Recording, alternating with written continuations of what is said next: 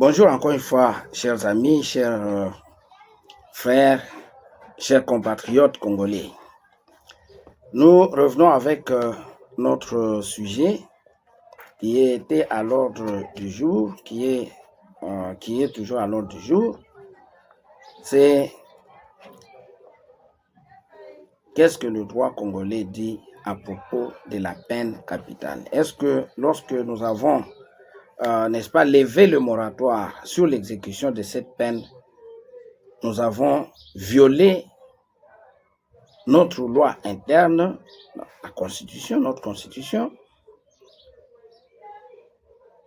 ou nos engagements sur le plan international?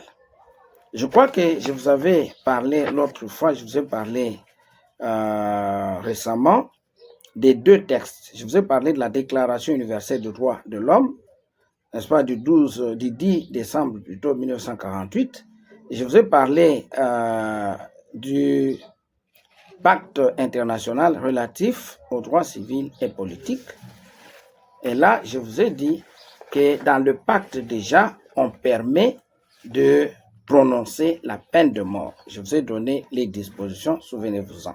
Vous pouvez vous reporter à à notre dernière parution. Vous allez, n'est-ce pas, être édifié. J'étais en train de vous parler, et c'est là où nous avions fini la fois passée, du troisième texte, le protocole facultatif se rapportant au pacte international relatif aux droits civils et politiques. Déjà, vous comprenez que ce protocole est facultatif. Ce n'est pas que qu'une fois que vous êtes, n'est-ce pas, parti au pacte international relatif aux droits civils et politiques, qu'automatiquement vous êtes obligé d'adhérer au protocole. Non, il est facultatif. Vous pouvez y adhérer, tout comme vous pouvez ne pas y adhérer. C'est le deuxième protocole facultatif. Nous avons adhéré au premier protocole facultatif, mais ici l'État congolais n'a pas voulu adhérer au deuxième, jusque-là, au deuxième protocole facultatif. Et c'est dans ce deuxième protocole facultatif qu'il est dit à son article premier qu'aucune personne relevant de la juridiction d'un État parti au présent protocole ne sera exécutée. Et que chaque, au deuxième point donc de cet article premier, que chaque État parti doit prendre toutes les mesures voulues pour abolir la peine de mort dans les ressorts de sa juridiction. Et ici, il y a un comité de droits humains qui a été institué dans le cadre de ce protocole, de telle sorte que, ou de ce pacte international, de telle sorte que si l'État ne prend pas, ne satisfait pas à ses engagements ici, en ne prenant pas des mesures voulues pour abolir la peine capitale, les individus, les personnes concernées à l'interne, après avoir épuisé toutes les voies de recours, peuvent saisir, n'est-ce pas, le comité de droits de l'homme, des droits humains. Et le comité peut se référer à l'État pour lui demander quelles sont les mesures qu'il a prises pour, n'est-ce pas, remédier à la situation. Mais déjà ici, comme je vous ai dit, nous n'avons jamais adhéré à ce protocole qui est facultatif. Je prends maintenant l'article 2 pour avoir une vue d'ensemble. L'article 2 de ce protocole dit ceci. Il ne sera admis aucune réserve au présent protocole, en dehors de la réserve formulée lors de la ratification ou de l'adhésion et prévoyant l'application de la peine de mort en temps de guerre, à la suite d'une condamnation pour un crime de caractère militaire d'une gravité extrême commis en temps de guerre. Qu'est-ce à dire? Ça dit ceci, qu'en même temps, même si nous avions adhéré, lorsque vous adhérez à une convention internationale, vous avez le droit, n'est-ce pas, d'adhérer tout en émettant des réserves sur certaines dispositions de cette convention-là. Et lorsque vous émettez des réserves, vous ne serez pas lié, n'est-ce pas, par rapport aux dispositions sur lesquelles vous avez émis des réserves. Mais pour ici, on dit qu'aucune réserve ne sera admise. Mais quelles sont les réserves qui seront admises? Seulement la réserve, ou quelle est la réserve qui peut être admise? La réserve formulée lors de la ratification ou de l'adhésion.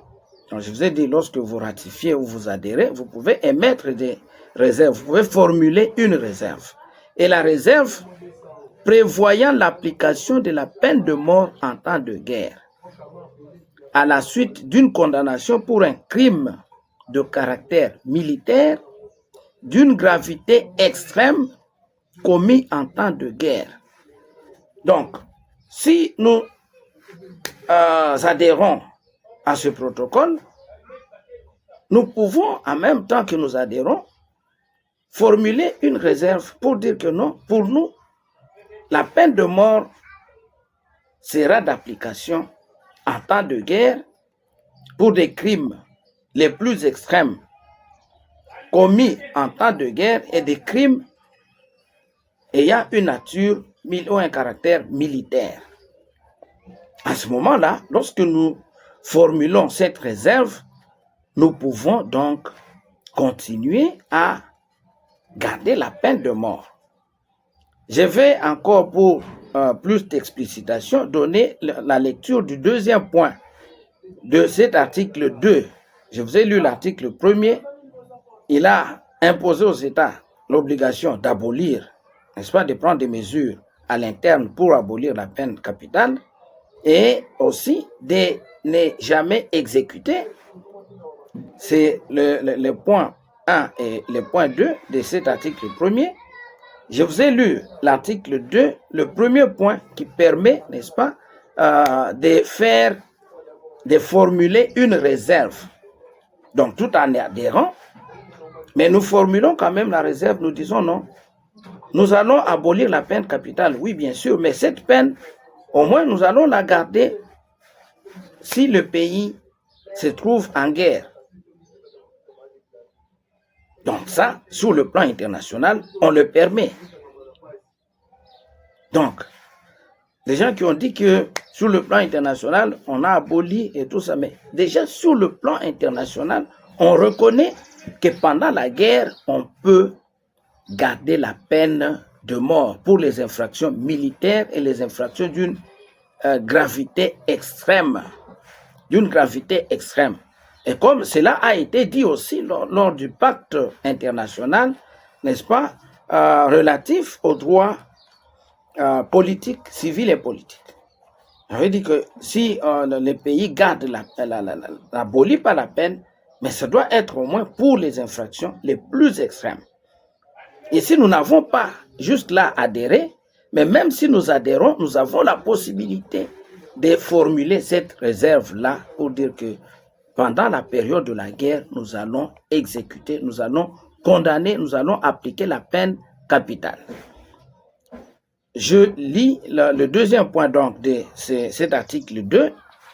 L'État partie formulant une telle réserve, comme je l'ai dit là, communiquera au secrétaire général de l'Organisation des Nations Unies, lors de la ratification ou de l'adhésion, les dispositions pertinentes de sa législation interne qui s'applique en temps de guerre. Donc, vous comprenez? Nous pouvons formuler la réserve, mais nous avons aussi en même temps l'obligation de communiquer au secrétaire général de l'ONU les dispositions de notre droit interne, n'est-ce pas, qui répriment les infractions punies de la peine de mort. Nous allons lui communiquer pour telles infractions, telles infractions, telles infractions. Voici ce que dit notre législation interne. Donc, pour ces infractions-là, pendant la période de la guerre, parce que ce sont des infractions d'une gravité extrême, ce sont des infractions de nature ou de caractère militaire, nous allons continuer à les appliquer, nous allons continuer à les prononcer, nous allons continuer à les exécuter. Donc nous avons ce droit-là. Le troisième point, n'est-ce pas, de l'article 2, je suis sur l'article 2. L'État partie ayant formulé une telle réserve notifiera au secrétaire général de l'ONU la proclamation ou la levée de l'état de guerre sur son territoire. Donc, lorsque nous sommes en état de guerre et que nous adhérions à ce protocole, n'est-ce pas, facultatif, tout en formulant la réserve, nous avons l'obligation à ce moment-là de dire, lorsque le pays entre en guerre, par exemple, nous allons dire au secrétaire général, voilà, nous sommes maintenant en guerre. Souvenez-vous que nous avons, n'est-ce pas, formulé notre réserve. Donc, nous allons appliquer la réserve. L'état de guerre est proclamé. Maintenant, et quand l'état de guerre est levé, alors à ce moment-là, nous n'appliquons plus la peine capitale. Nous attendons d'être encore attaqués prochainement. Donc, c'est une façon de m'exprimer. Donc, si nous sommes encore en guerre, nous pouvons encore faire revivre nos dispositions internes. À ce moment-là, les dispositions internes vont survivre, mais seront enveilleuses. On ne va pas les exécuter. On ne va les exécuter que pendant la période de la guerre. Voilà le troisième texte. Donc, vous comprenez que même ce protocole facultatif, tout en abolissant la peine capitale, permet à l'État, n'est-ce pas, de réserver la peine capitale pour la période de la guerre et pour certaines infractions spécifiques. Je prends le quatrième texte. La Convention contre la torture et autres peines ou traitements cruels, inhumains ou dégradants. La Convention est du 10 décembre 1984.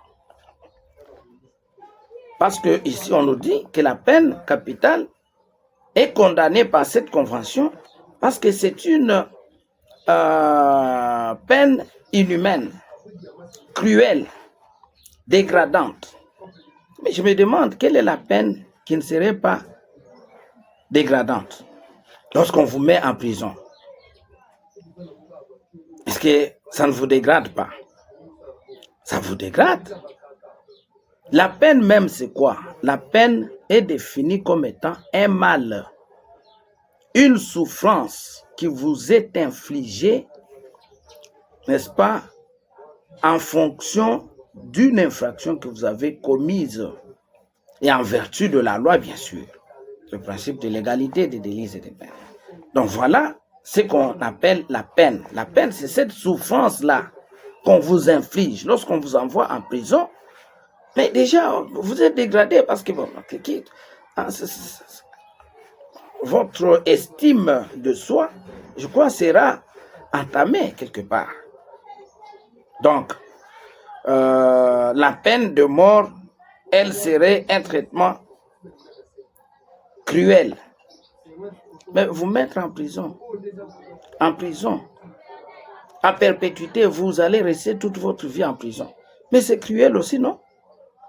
Ce n'est pas humain. Est-ce qu'on peut mettre quelqu'un en prison pendant toute une vie? C'est inhumain. C'est cruel. Et c'est dégradant. Ça dépend maintenant du point de vue sous lequel vous vous fixez. Mais quand même, on vous condamne à des travaux forcés. Et là encore, je crois que chez nous ici, souvenez-vous du procès Kamere. La défense de Kamere, n'est-ce pas, avait dit que la peine de travaux forcés ne devait pas être appliquée, elle était inconstitutionnelle. Et on avait répondu, allez lire cette décision-là la juridiction avait répondu en se référant à un arrêt de la Cour constitutionnelle, la Cour suprême de justice, qui avait dit qu'il n'en était pas question. Mais lorsqu'on vous condamne à des travaux forcés, c'est dégradant, non? C'est un peu une sorte d'esclavage. Et d'ailleurs, quand nous parlons de la prison, on appelle ça comment? On appelle ça la servitude pénale, la servitude. On vous condamne un peu à... Le terme servitude, là, c'est comme l'esclavage. On vous prend, vous êtes en servitude. Mais voici ce que cette convention ici dit en son article 1er. Au fin de la présente convention, qu'est-ce qu'on appelle torture? Le terme torture désigne tout acte par lequel une douleur ou des souffrances aiguës, physiques ou mentales, pas seulement physique, hein? La mort c'est physique bien sûr, mais la torture n'est pas que physique. Elle peut être aussi mentale. Les souffrances de nature physique ou mentale sont intentionnellement infligées à une personne au fin notamment d'obtenir d'elle ou d'une tierce personne des renseignements ou des aveux. Lorsque on arrête quelqu'un, on lui impose, on lui inflige des tortures pour que la personne puisse passer aux aveux ou bien qu'elle puisse donner certains renseignements. Donc cette convention-là condamne ces faits-là. Des renseignements ou des aveux, ou bien au fin de la punir. Là, punir, il y a le terme peine. Punir d'un acte qu'elle ou une tierce personne a commis ou est soupçonnée d'avoir commis. Donc, un peu, voilà les raisonnements.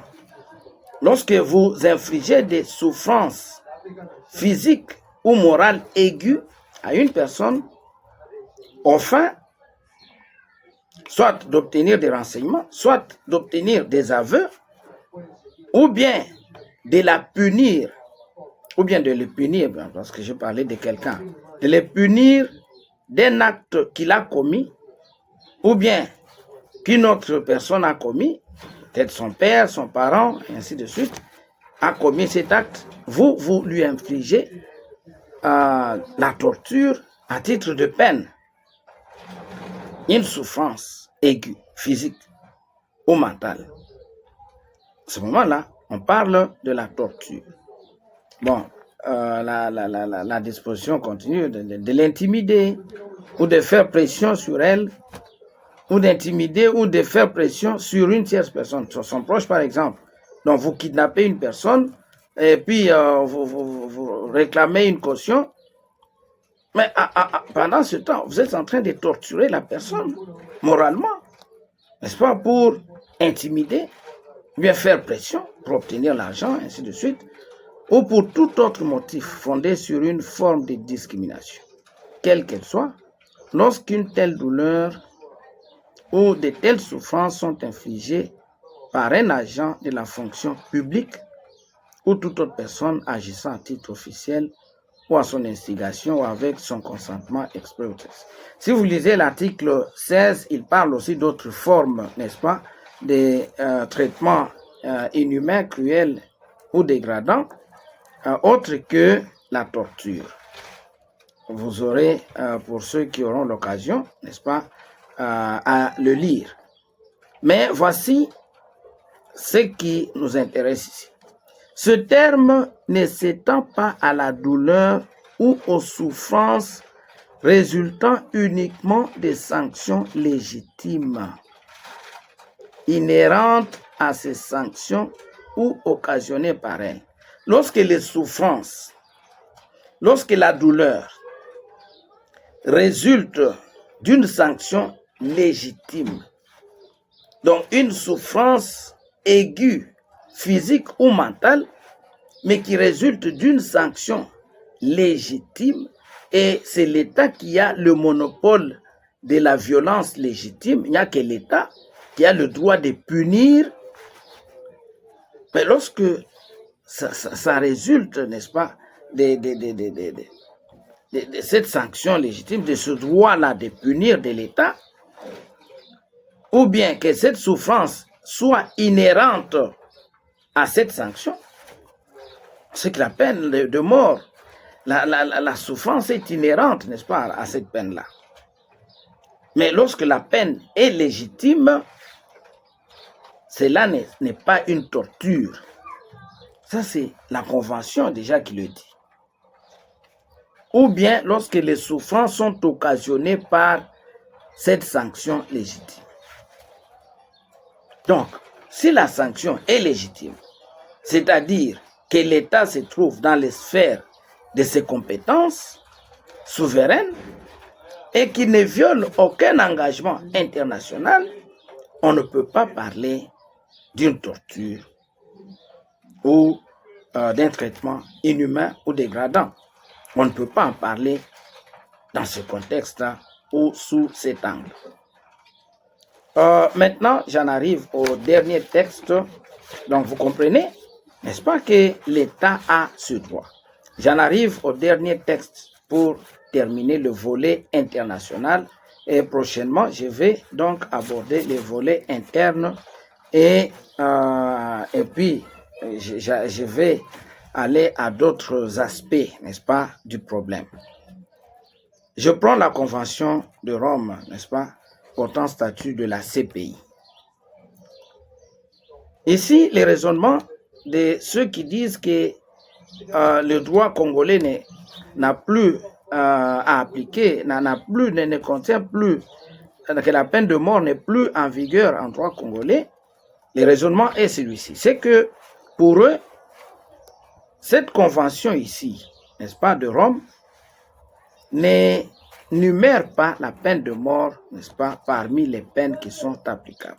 C'est pour dire que la convention ici aurait montré lever l'option de l'abolition de la peine de mort. Mais non, mais vous comprenez que ça, c'est partiel.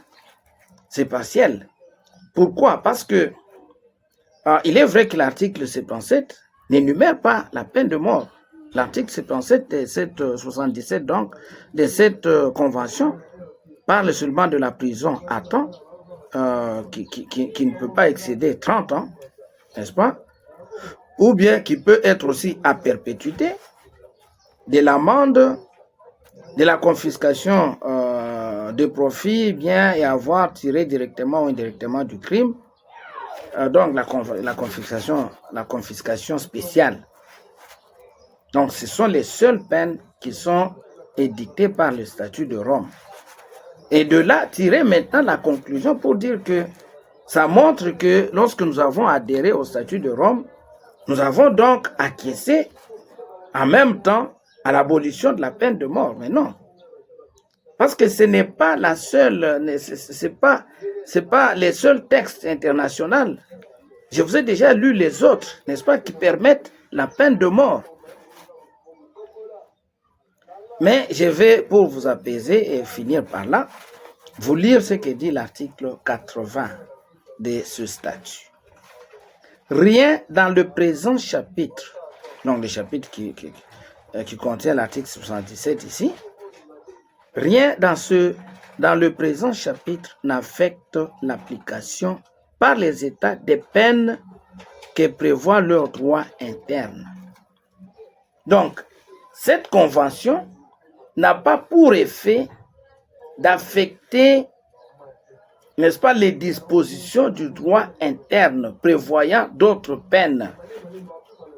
Donc, s'il y a une disposition qui prévoit la peine de mort,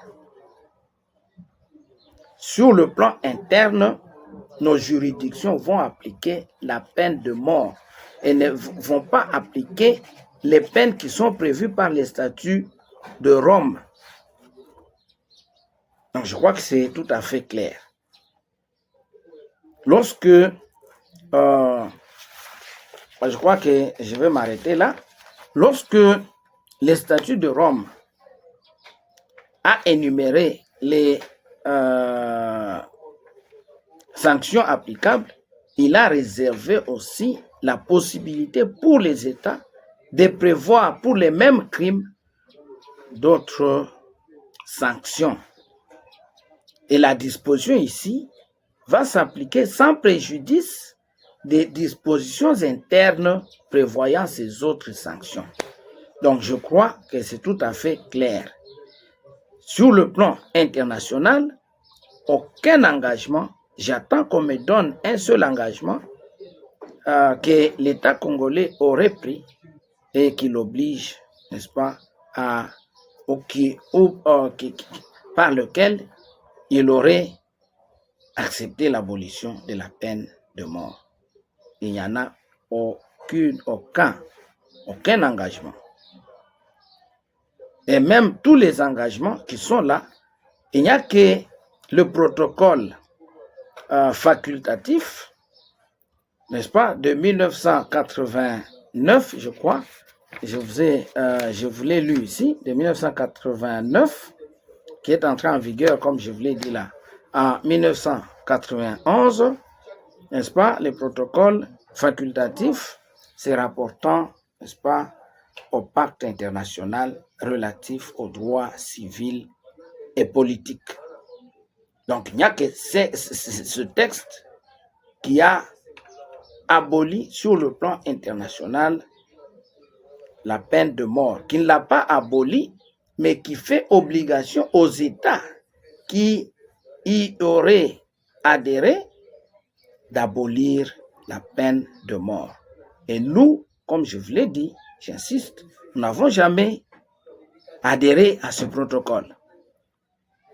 Et même si nous y avons adhéré, même si nous envisageons d'y adhérer, nous avons la possibilité de limiter, n'est-ce pas, par le mécanisme de réserve, formuler une réserve en vertu de laquelle nous allons, pour un temps bien déterminé, c'est-à-dire le temps de la guerre, et pour les infractions bien déterminées, les infractions de nature militaire, d'une extrême gravité, nous pouvons nous dire, non, pour nous, nous allons continuer à appliquer la peine de mort. Et nous avons donc les loisirs plutôt de le faire en vertu de notre droit souverain. Donc voilà un peu sur le plan international ce que j'avais à vous dire. Il n'en est rien, il n'y a aucun engagement, alors aucun, obligeant l'État congolais, n'est-ce pas, d'abolir la peine de mort. Aucun. Et sur ce plan, je vous avais dit que l'ONU ne peut pas s'ingérer dans les affaires internes. Les organisations de droits de l'homme, qu'ils soient internes ou internationales, n'ont pas, n'est-ce pas, le droit de s'opposer à l'État. L'État est souverain sur ces questions-là, sur ces matières. Ce sont des groupes de pression. Ils peuvent faire pression pour faire bouger les choses à l'interne, pour faire adopter la loi. Mais tant que la loi n'est pas adoptée, c'est la loi organisant la peine capitale qui va s'appliquer. Donc prochainement, je vais revenir sur le plan interne et vous montrer ce qu'il en est. Donc voilà un peu. Donc en attendant, je vous dis au revoir et à la prochaine.